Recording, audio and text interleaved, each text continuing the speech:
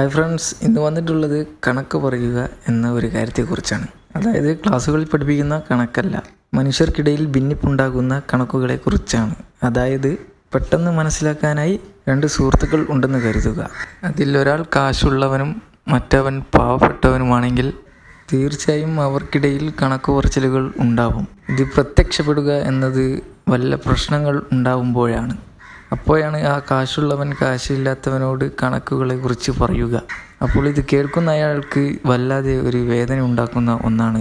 അപ്പോൾ സ്വാഭാവികമായി ഈ കണക്ക് പറയുന്നതിലൂടെ രണ്ട് സുഹൃത്തുക്കൾക്കിടയിലുള്ള ബന്ധത്തെയാണ് അവർ ഭിന്നിപ്പുണ്ടാക്കുന്നത്. ഒരുപക്ഷെ പണമുള്ളവനായിരിക്കും സ്വാഭാവികമായും കൂടുതൽ ചിലവഴിച്ചിട്ടുണ്ടാവുക.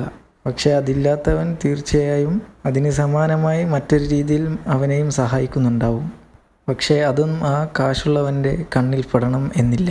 അപ്പോൾ ഈ പാവപ്പെട്ടവനെ കാശുള്ളവൻ എന്ത് പറയും?